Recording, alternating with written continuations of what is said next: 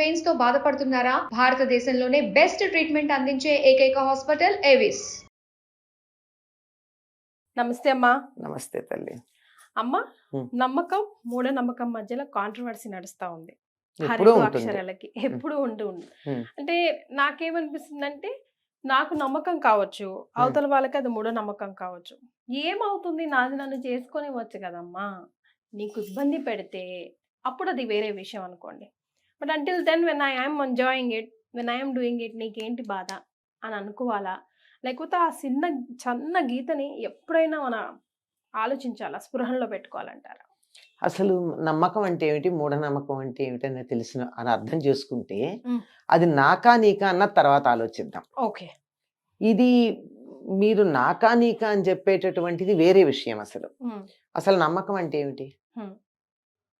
నమ్మకం అంటే నాకన్నా బాగా పాండిత్యం, తెలివి, అనుభవం, శాస్త్ర పరిజ్ఞానం ఇవి ఉన్నవాళ్ళు ఇది ఫలానా అని వాళ్ళు చెబితే వారిపైన ఉన్నటువంటి నమ్మకంతో నేను దాన్ని నమ్ముతాను.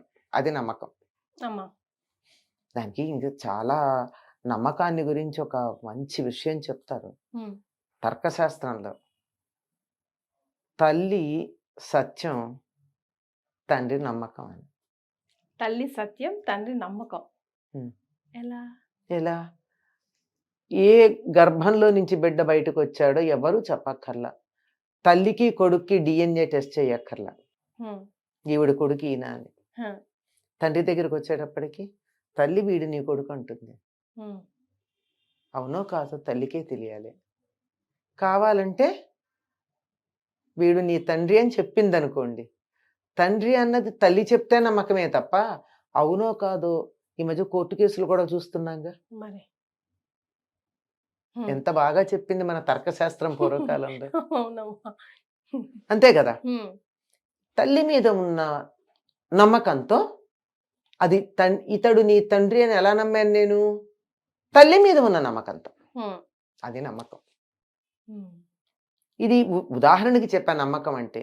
అలాగే తల్లి ఎంత బాగా చెప్తే అంత నమ్ముతాం. అట్లాగే గురువో, తండ్రో, పెద్దలో, మన శాస్త్ర గ్రంథాలో, సైన్సో, వైద్య శాస్త్రమో ఏదో ఒకటి ఇలా చేస్తే మంచిది అని చెప్తే మనం నమ్ముతున్నాం. మీరు ఈ ఆహారం తింటే మంచిది అన్నారు, అందరం దాని మీద ఎగబడి అదే తింటున్నామా? ఆధునిక పరిశోధనల్లో ఇది తినండి మీకు ఆరోగ్యానికి మంచిదంటే తింటున్నాం, ఇది వద్దు మానేయమంటే మానేసాం. కొంతకాలం క్యాన్సర్ కారణం అవుతుంది పసుపు అంటే, కొంతకాలం మా చిన్నతనంలో 70s, 80s, 60s ఆ ప్రాంతంలో పసుపు వాడకం తగ్గించారు. తర్వాత పసుపు కోలన్ క్యాన్సర్ని తీసేస్తుంది, అనేక రకాల యాంటీబయాటిక్ గా పనిచేస్తుంది అంటే ఇప్పుడు వాడకం మొదలుపెట్టాం. దేనికి వాడాం, దేనికి మానేసాం? నమ్మకం. నేను పరిశోధించానా? చేయలేదు కదా. అక్కడ సైంటిస్టులు పరిశోధించిన దాన్ని నేను నమ్మా, ఇది నమ్మకం. కానీ మూఢనమ్మకం అంటే అలా పరిశోధన పాడు లేకుండా దీనివల్ల హాని కలుగుతుంది అని చెబితే కూడా పాటించటం మూఢనమ్మకం. కొన్ని మూఢనమ్మకాలు ఉన్నాయి. ఫర్ ఎగ్జాంపుల్ మనకి ఎప్పటి నుంచో వస్తున్నాయి బాల్య వివాహాలు, కొంతకాలం మూఢనమ్మకాలు. అవునా? మూఢనమ్మకాలే కదా. రజస్వలానంతర వివాహం చేయడం అంటే మహాపాపం అని నమ్మాం. ఒకప్పుడు శరత్ ఒక బ్రాహ్మణ పిల్ల అనుకుంటా ఒక కథ రాశాడు, తెలుగులో అనువాదం వస్తే. అంటే పెద్ద కథ. ఊళ్ళో వెలేస్తారు ఆవిడ్ని, ఎందుకంటే అమ్మాయికి 9వ ఏడు వచ్చినా పెళ్లి చేయలేదు తల్లి. అంటే అంత బాల్య వివాహాలు చేసేవాళ్ళు. ఆ అమ్మాయికి 8 ఏళ్ల లోపల పెళ్లి చేసేయాలి, లేకపోతే ఊళ్ళో వాళ్ళకి ఉప్పు నిప్పు కూడా అప్పు పుట్టవు, అలా వెలేస్తారు. అది మూఢనమ్మకం. అంతే కదా. అటువంటిదా, అది నిజమా, శాస్త్రం చెప్తోందా అని ఆలోచించి ఇది అవును కాదు అని తేల్చుకుని పనికి రాదు అని పక్కకు పెడితే అది పక్కకి పెట్టేయాల్సినవి ఉన్నాయి. అటువంటి మూఢనమ్మకాలు లేనివి శాస్త్రం ఇది నిక్కచ్చిగా ఇట్లా చేయండి అని చెప్పింది, నాకు ఇంకా దాని మీద విశ్వాసం లేదు. ఎందుకు అంటే మోడర్న్ సైన్స్ ఇంకా దాన్ని పరిశోధించలేదు గనక అన్నప్పుడు ఆగి మోడర్న్ సైన్స్ పరిశోధించేదాకా వెయిట్ చేయండి, అప్పటిదాకా దాని మూఢనమ్మకం అనకండి. ఇప్పుడు బాల్య వివాహాలు మూఢనమ్మకం అని మనకి తెలిసిపోయింది. అట్లాగే ఒక్కొక్క మనం నమ్మేటటువంటిది మూఢం అనేది తెలుసుకునేదాకా వెయిట్ చేయండి. అలా తెలుసుకోకుండా పూర్వకాలం వాళ్ళు చెప్పారు, ఎప్పటి నుంచో పాటిస్తున్నారు కనుక ఇది పనికిరాందండో, అది పెద్ద మూఢనమ్మకం. అంతే కదా? అవునమ్మా. అంచేత అలాంటిది మూఢనమ్మకం అంటే శాస్త్రానికి అనుకూలంగా లేనటువంటి, అందరికీ హాని కలిగించే నమ్మకం మూఢనమ్మకం. ఇప్పుడు దేవదాసి వ్యవస్థ ఉంది, మూఢనమ్మకమే కదా? అవునా కదా? అట్లాంటి ఉదాహరణకు 1-2 చెప్తున్నాను, చాలా ఉన్నాయి అట్లాంటి మూఢనమ్మకాలు. మేము చాలా ఆధునికంగా అత్యున్నత స్థాయిలో ఉన్నాము, మేము 21వ శతాబ్ది కాదు 22వ శతాబ్దంలో ఉన్నాం అనుకునే వాళ్ళు కూడా పాటించే మూఢనమ్మకాలు కొన్ని ఉన్నాయి. అవునా కదా? అవునమ్మా. అట్లాంటివన్నీ కూడా మేము కంటితో చూస్తే తప్ప నమ్మము అనడమే పెద్ద మూఢనమ్మకం. మన కంటికి కనపడని వెన్ని లేవు. ఇప్పుడు ఇందాక మీరు చెప్పిన ఉదాహరణ ఇక్కడ పనికొస్తుంది. ఏమిటి? నాకు నమ్మకం అది, నేను పాటిస్తున్నా, నీకు నమ్మకం లేకపోతే నువ్వు పాటించకు.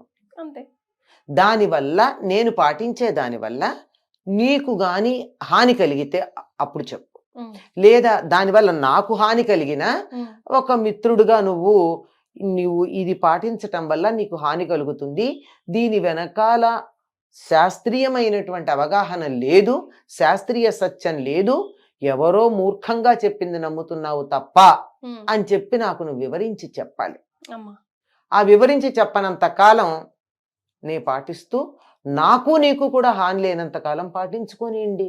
ఎవరి పిచ్చి వాళ్ళకి ఆనందం అని వదిలేద్దాం. Everybody has their own idiosyncrasies. ఎవరి అలవాట్లు వాళ్ళవి, కానీ హాని కలిగేవి మాత్రం పనికిరావు. ఉదాహరణకి దేవదాసి వ్యవస్థ కావచ్చు, బాల్య వివాహాలు కావచ్చు, వితంతువులకి జుట్టు తీసేసి బొట్టు కాటుక పువ్వులు లేకుండా ఒంటిపూట భోజనం చేసి నానా హింస పెట్టేవారే, అవన్నీ మూఢనమ్మకాలు. ఆ మాటలు ఎక్కడ మనకి సనాతన ధర్మంలో ఎక్కడ చెప్పలేదు వాటిని, మన ధర్మంలో ఎక్కడ లేవు.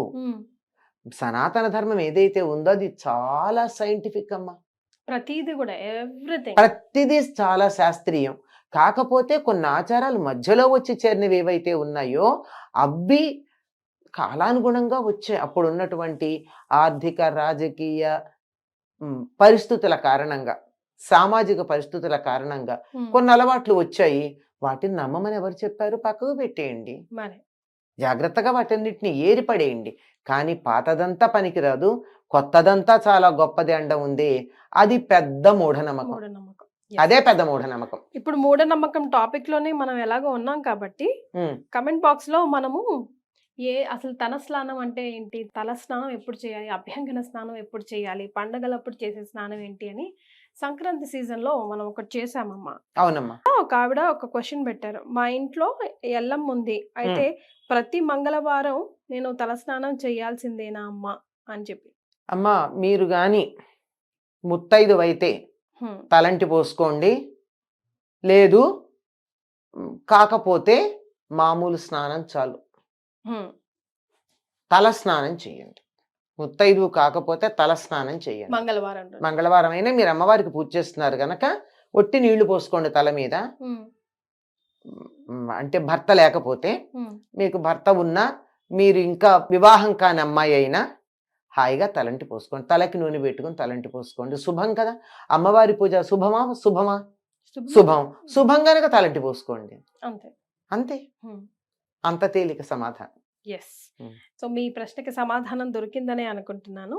ఇంకొకరు రాఖీ అంటమ్మా, ఆవిడ ఏమడుగుతున్నారంటే, పక్కింటి వాళ్ళ చెట్టు పూలు కోసి మన ఇంట్లో దేవుళ్ళకి పుష్పాలను పెట్టడం వల్ల మనకేమైనా దోషమా, అలా పెట్టొచ్చా పెట్టకూడదా అని అడుగుతున్నారమ్మా. పక్కింటి వాళ్ళ చెట్టు పూలు కోసి మన ఇంట్లో దేవుడికి పెడితే పుణ్యం వాళ్ళకమ్మా. అవునమ్మా, అంతే మరి, వాళ్ళు కదా పెంచింది. లేదంటే మీకు కావాలంటే వాళ్ళ ఇంటికి వెళ్ళి ఒకసారి నీళ్లు పోయండి, లేదా వాళ్ళని అడిగి తీసుకోండి, వాళ్ళు ఇస్తే తీసుకోండి. చెప్పకుండా వాళ్ళ ఇంటి నుంచి పూలు కోసుకుంటే పుణ్యం వాళ్ళకి, దొంగతనం చేసిన దోషం మీకు వస్తాయి. అయితే నేను నాకు తెలిసి తెలియక మా అత్తగారు ఎప్పుడు అరుస్తా ఉంటారు, పూలన్నీ కోసుకుపోతున్నారు, మనం మన దేవుళ్ళ మన ఇంట్లో దేవుడికి పెట్టుకోవడానికి ఉండట్లేదంటే, వాళ్ళ ఇంట్లో అయినా దేవుడికే కదా పెడుతున్నారు, ఏమైంది ఎక్కడైనా దేవుడు దేవుడే కదా అంటూ ఉంటాను. ఆ. కానీ ఆ. పుణ్యం మనకు తెలిసి తెలియక వచ్చేస్తుంది అనమాట. మన ఇంట్లో మనం పెట్టిన పూలు దేవుడి దగ్గరికి వెళ్ళాయంటే మనం పెట్టదలుచుకోకపోవడం వల్ల కాదు, మనం పెడదాం అనుకుంటుంటే ఈ లోపల ఇంకెవరో చేసేసారు ఆ పని. మరి ఉద్దేశం మనది, పెంచింది మనం. వాళ్ళు కూలీ పని చేసి పెట్టారమ్మా, సంతోషిద్దాం. కూలి చేసి పెట్టారు, మరి మన పూలు కోసుకుని వెళ్ళి ఆ, వాళ్ళ ఇంట్లో దేవుడికి పెట్టారంటే ఆ దేవుడైనా ఈ దేవుడైనా ఒకడే కదమ్మా, మరి సంతోషిస్తాడు మన పూలకి. ఏం ఆనందం ఎస్. అయితే పుణ్యఫలం మాత్రం మనకే వస్తుంది. మనకే వస్తుందమ్మా. సూపర్. వెరీ థ్యాంక్ యూ అమ్మా, ధన్యవాదాలు. నమస్తే. నమస్తే.